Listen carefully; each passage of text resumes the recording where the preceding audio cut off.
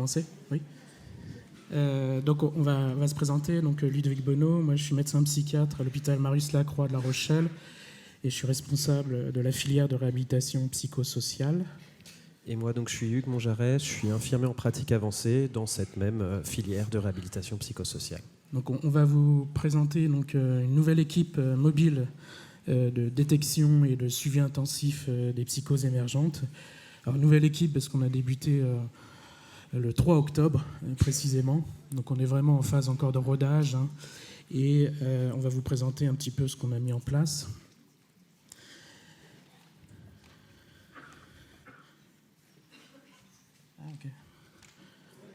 Bon, ok. Donc on est toujours l'équipe de La Rochelle. On inaugure donc les problèmes techniques. On va vous présenter Ellipse. Alors Ellipse pour équipe de liaison, d'intervention précoce et de sensibilisation. Donc le public cible sont les jeunes de 15 à 25 ans.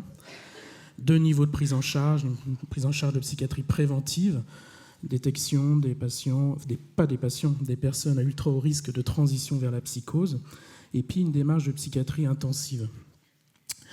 Donc les populations cibles sont les personnes à ultra haut risque, mais on prendra également en charge les premiers épisodes psychotiques. 2 niveaux de prise en charge, donc l'évaluation de ces personnes ultra haut risque et un suivi de 2 ans sur le type du case management, avec un modèle de prise en charge, celui du staging. Alors, Ellipse, en fait, on l'a intégré dans notre filière de réhabilitation psychosociale. J'ai une bronchite chronique, je suis désolé, je suis en mode survie. On l'a intégré donc, dans notre filière. On a 4 missions finalement dans notre filière de réhabilitation psychosociale de l'hôpital de La Rochelle. 2 unités d'hospitalisation complète, en fait, c'est une transformation de services chroniques où on a voulu modifier la prise en charge, modifier un peu les concepts de prise en charge et pouvoir vraiment être le plus possible au niveau de l'attente des personnes, des capacités des personnes et travailler sur l'autonomie. Cap réhabilitation, c'est notre niveau 1, en fait, notre centre de proximité de réhab. On intervient dans une résidence accueil, en fait, qui est gérée par une association, qui est l'association Emmanuel. Et là, l'idée, c'est de renforcer les capacités d'autonomie de personnes qui sont sorties de l'hôpital. Et puis, Ellipse, cette nouvelle équipe mobile. Donc l'idée, voilà, la personne est un petit peu au carrefour de ce dispositif, en fait, de soins.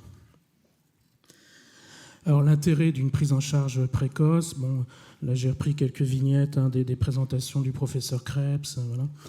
Donc l'idée, c'est qu'il y a des enjeux très importants, des enjeux médico-économiques. Plus on va investir en fait dans la prévention, plus on va gagner de l'argent finalement.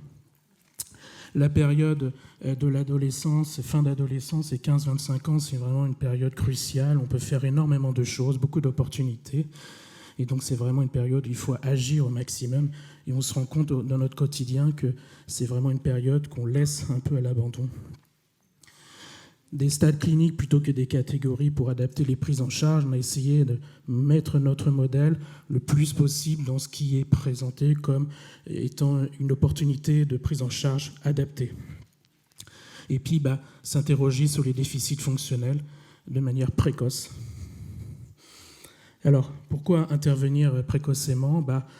On sait que si on laisse courir, le pronostic fonctionnel est de plus en plus mauvais, avec une réhabilitation qui va être plus lente et beaucoup moins complète, en fait, avec des risques, effectivement, d'handicap importants. Cette phase prodromique, cette période de 2 à 5 ans avant l'explosion des symptômes, en fait, c'est vraiment une période cruciale. C'est une période que, en tout cas, dans ce que nous pouvions constater, nous, dans notre prise en charge classique à l'hôpital, était une période finalement laissée un peu à l'abandon. Donc c'est une période où on peut faire beaucoup de choses, mais c'est une période de transition. Et comme disaient nos collègues tout à l'heure, cette transition ado-adulte, c'est quelque chose qui ne fonctionne pas bien dans les hôpitaux. Il y a aussi un constat très important, cette durée de psychose non traitée, en fait, qui est vraiment pas bonne en France. Et donc l'idée, c'est de pouvoir intervenir rapidement, le plus précocement possible, mais mettre également des traitements les plus adaptés possibles à ce jeune public. Donc l'idée vraiment là de construire notre projet à la fois sur les personnes à ultra haut risque, mais aussi sur ces premiers épisodes psychotiques qu'il ne faut surtout pas laisser tomber. Alors, au niveau des chiffres, alors moi je reprends des études, je ne suis pas chercheur, j'ai repris les études, donc les études montraient que les jeunes de 15 à 25 ans avaient 3% en fait, de risque de transition vers la psychose. Et puis ces personnes à ultra haut risque, plus on les laisse évoluer dans le temps, plus ce chiffre augmente. Et finalement, au bout de 3 ans, on est presque à 40% de risque de transition vers la psychose. Alors ça ne veut pas dire 100%. Une personne ultra haut risque ne va pas forcément devenir schizophrène, mais le risque est important de transition. Et on sait que l'intervention précoce permet de diminuer ce risque aux alentours de 10 à 15%. Donc il y a vraiment quelque chose qui est possible et qui est intéressant à faire vu les chiffres. Alors comment on a développé notre projet ? C'était tout d'abord une réflexion qu'on avait, nous, au sein de notre hôpital à La Rochelle depuis plusieurs années, autour de problématiques cliniques, institutionnelles, qui doivent sûrement se retrouver dans vos hôpitaux respectifs. Ce passage du circuit ado à la psychiatrie adulte, qui est vraiment très complexe. On est sur 2 paradigmes, et finalement, on reste des professionnels de santé, mais on n'arrive pas à communiquer entre nous.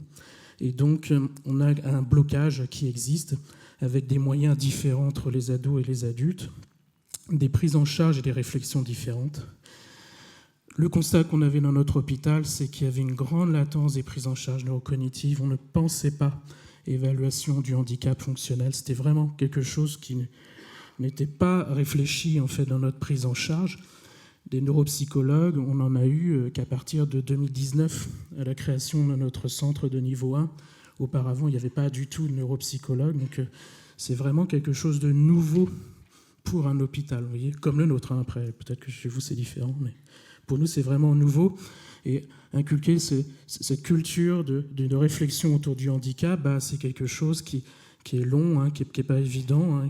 On fait le tour des services, on essaye vraiment d'en discuter avec nos collègues, mais il faut régulièrement faire le tour, il faut vraiment régulièrement communiquer autour.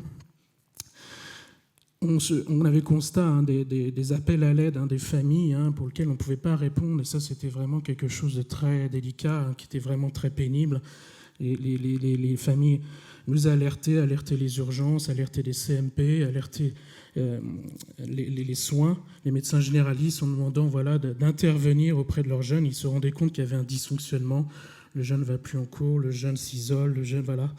Et donc il y avait quelque chose qui était repéré par les familles, et finalement il n'y avait pas beaucoup de solutions. On pouvait taper à la porte de notre CMP, mais nous, psychiatres adultes, par exemple, c'était difficile d'intervenir. On leur donnait les coordonnées du CMP ado, mais bon, on n'était pas sûr qu'ils puissent y aller. Et puis nous, on ne pouvait pas intervenir sur place. Donc on était vraiment très frustrés, finalement. Là, je parle en tant que soignant. Mais, vous imaginez la galère pour les familles. Et puis, il y avait ce caractère, c'est pas psy. Oui, il dysfonctionne, oui, il va beaucoup moins bien, mais c'est pas psy. Et puis, on laisse évoluer le temps. Oui, il est peut-être anxieux, peut-être qu'il est en difficulté, voilà, mais il y a peut-être X raisons à cela, laisser le temps courir.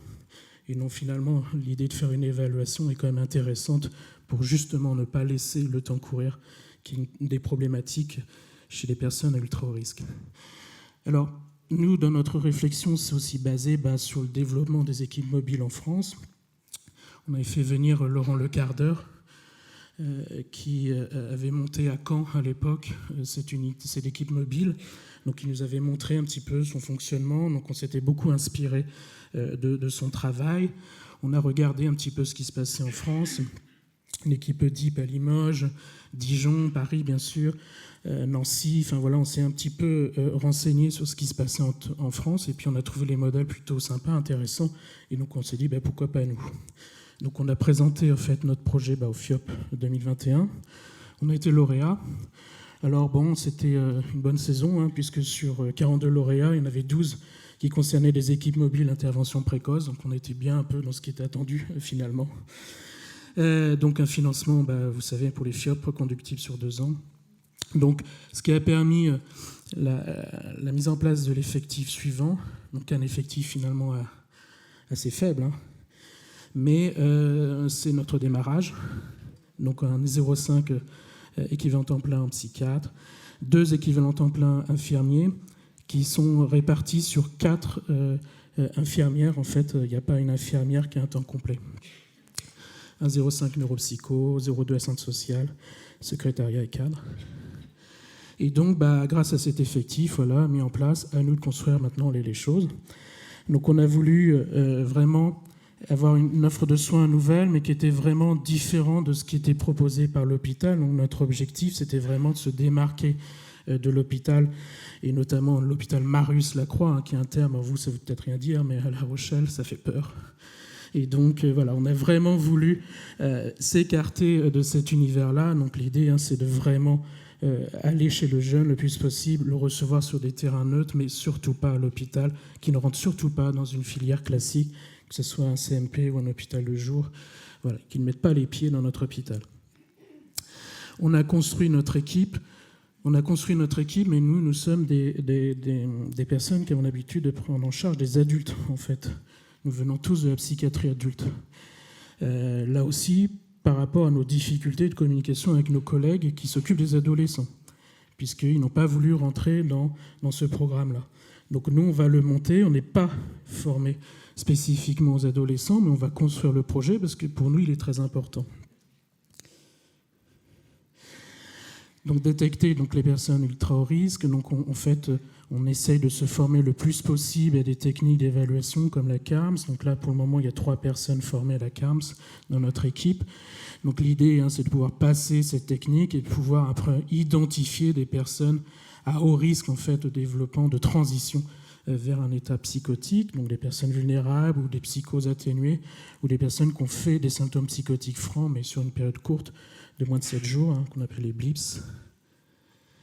Et puis l'idée, hein, c'est que au fur et à mesure des évaluations, il y a aussi des personnes qui sont vraiment intégrées plutôt dans la maladie, des sujets premiers épisodes psychotiques, où là, l'indication, ça va être de les prendre en charge également, mais il y aura aussi une indication de traitement médicamenteux, hein, qui pourra se préciser pour ces jeunes-là.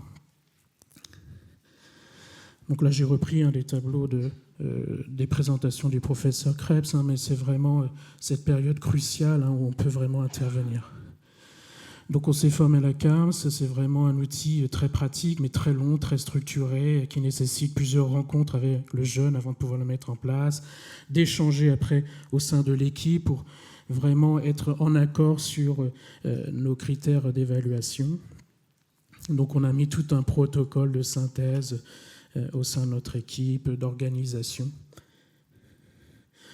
Bon, je ne rentre pas en détail, mais bon, voilà, l'idée, hein, c'est que si on veut ouvrir une équipe mobile, enfin une équipe dédiée à la psychose émergente, il faut se former à la CARMS.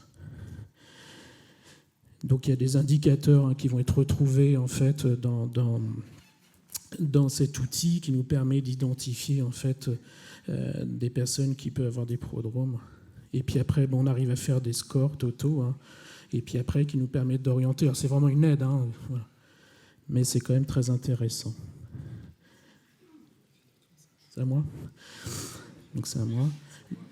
D'accord. Donc en fait, notre objectif, hein, vous voyez, hein, c'était vraiment d'être le plus rapide possible, hein, d'être identifié, hein, par les familles, par les médecins généralistes, par l'éducation nationale, etc., comme pouvant être ressources et pour une évaluation chez ces jeunes qui commencent un petit peu à vriller, hein. Et donc l'idée, hein, c'était de faire cette évaluation la plus rapide possible.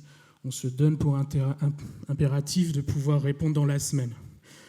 Et donc de réduire au maximum la durée de la phase prodromale, hein, chez les HR, et puis réduire au maximum la durée de psychose non traitée, hein, chez les premiers épisodes, et puis de réduire le handicap fonctionnel, l'impact. Donc l'idée, hein, c'est vraiment en dehors des murs de notre hôpital et de proposer des techniques, finalement des techniques de réhab, hein, qu'on avait déjà mis en place au sein de notre unité niveau 1. Donc justement, la notion de hors les murs, de aller vers, elle passe sur ce dispositif, le dispositif du case management, avec ce rôle du case manager comme un rôle pivot. Ce n'est pas celui qui va tout faire, mais faire en sorte que tout soit fait.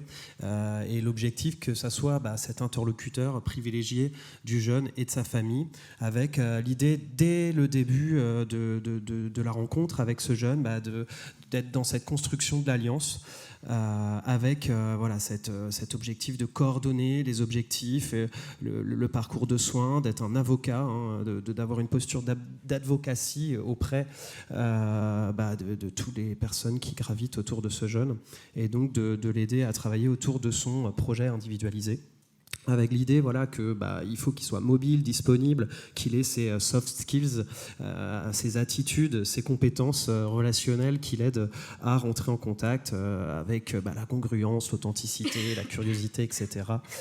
C'est toute une gamme de compétences qu'on demande à ce case manager, avec cette dynamique youth-friendly, évidemment. Donc on s'engage sur un suivi de 2 ans. Donc on a essayé d'un petit peu de modéliser. L'idée, c'est que ça soit un suivi intensif et régulier, souvent une fois par semaine, mais ça peut être 2, ça peut être 3, avec cette approche personnalisée et flexible. L'idée, c'est du aller vers, à la ville, chez la personne, au café, à l'université. Ludovic Bonneau prend souvent l'exemple du McDo, pourquoi pas. Donc l'idée, c'est d'être mobile, de nous adapter aux besoins du jeune, avec cette idée que ça soit centré sur la gestion des stress, des émotions. Voilà. Donc qui nous oriente ? C'est assez dense. Alors l'idée, c'est que ça soit pas forcément le secteur psychiatrique en premier, mais plutôt les médecins généralistes. On part de jeunes à ultra haut risque qui n'ont pas forcément encore de parcours en psychiatrie. Donc l'idée, c'est d'aller sonder les médecins scolaires, les infirmières scolaires, évidemment les maisons des ados, le pôle handicap, tout. Et puis le jeune lui-même. Donc il y a toute une possibilité. On utilise cette plaquette qui a été proposée par la Fondation Fondamentale, qui aide aussi un petit peu à montrer l'arborescence, une sorte de logigramme pour nous orienter, pour faciliter l'orientation. Donc voilà. Alors l'idée aussi, c'est que c'est des équipes qui sont en train de s'implanter progressivement en France, donc le réseau Transition pilote pas mal ça. Donc nous, on va essayer de rentrer dans cette communauté avec le réseau Transition, éventuellement participer à un protocole de recherche pour aussi peut-être avoir de meilleures dotations, et puis se former à des outils plus spécifiques, et puis aussi aider à promouvoir cette technique d'intervention précoce. Alors, pardon. Donc le parcours, comme on l'a un petit peu imaginé, comme vous avez bien compris, on vient juste de débuter. L'idée, c'est de construire progressivement. On va, je pense, revoir les choses petit à petit. Dans un premier temps, on a cette première phase de repérage et d'alliance, avec l'idée d'inclure la famille dès le début du parcours, et même de, pourquoi pas, intégrer dans une forme de parcours famille. Donc l'idée, c'est que ça soit assez simple. Le contact, il peut être téléphonique, après la personne peut se déplacer par mail. On reste quand même assez inclusif, avec une première rencontre dans les 48 à 72 heures par le case manager, de manière assez idéale, pour cette rencontre plutôt d'alliance. Et on a identifié une petite auto-évaluation qui s'appelle la PQ16, qui peut être aussi une pré-CARMS, qui nous permet déjà de réfléchir autour de ces symptomatologies un petit peu atténuées. Ensuite, donc, l'idée, c'est de se réunir et puis potentiellement de proposer un rendez-vous un peu plus clinique autour de la CARMS, de la SOFAS, qui sont 2 outils qui, justement, comme Ludovic vous a expliqué, est davantage précis dans la détection. Et puis, à l'issue d'une seconde réunion clinique, l'idée, c'est de restituer à la personne et voir si on l'intègre au parcours d'Ellipse, au parcours de suivi. Donc évidemment que l'alliance, elle se continue. L'idée, c'est voir si ce jeune est identifié ultra haut risque. Et donc à partir de ce moment-là, l'idée, c'est de co-construire un plan d'intervention avec lui, probablement avec un outil type PSI. C'est encore en tractation, mais on va, je pense, plutôt miser sur cet outil-là. Et puis aussi agrémenter de consultations, d'évaluations spécifiques, comme un bilan de santé. Ça peut être un bilan social, voir si on peut avoir davantage d'éléments. Avec, l'idée, c'est qu'on co-construise avec le jeune et qu'on commence à se projeter. Donc là, on est vraiment dans l'alliance, le projet de soins et la consolidation. Et donc, On va pouvoir faire appel, donc je parlais au niveau famille, des éléments qu'on a déjà, nous à Capréab, donc on pourra potentiellement proposer bref, faire des consultations famille, voir des orientations pour l'UNAFAM. Et ensuite, vous voyez, on a toute une gamme. L'idée, c'est qu'il y a des approches individuelles, de consultation, de VAD, d'accompagnement. On a évidemment des partenariats importants avec différentes sphères, que ce soit pour le sport, pour l'activité physique, l'emploi, les toxiques, et puis les addictions. Et puis, on a aussi l'idée de progressivement proposer des approches groupales plus spécifiques PEP, comme de la psycho-information, de la psychoéducation, mais également de la gestion du stress ou des techniques de TCC sur l'affirmation de soi, sur les modèles un petit peu TCCP de Tania Lecomte, par exemple. L'idée, c'est peut-être des groupes autour de l'activité physique, de l'EMC, mais adaptés aussi, et sur les habiletés psychosociales. L'idée, c'est que ça soit des groupes plus courts. On sait que les jeunes, il faut les capter sur 6 séances, pas plus. Et donc, voilà. Et puis, évidemment, des liens avec notre service de réhabilitation psychosociale, sur des outils déjà développés. Et puis, de toute façon, à partir le PSI va être construit aussi sur déjà la sortie du dispositif. On en parlait, l'équipe disait, mais c'est vraiment l'objectif, c'est que dès le début de la construction, on voit la fin. Et donc, la sortie du dispositif, évidemment, il va se faire à travers des accompagnements vers des objectifs, des besoins, les ressources que le jeune aura décidé, et autour, pourquoi pas du logement, du scolaire. Voilà, il y a diverses possibilités, et évidemment des relais si nécessaire au niveau psy ou libéral. Donc voilà, donc c'est encore en construction, on poursuit cette construction. Voilà.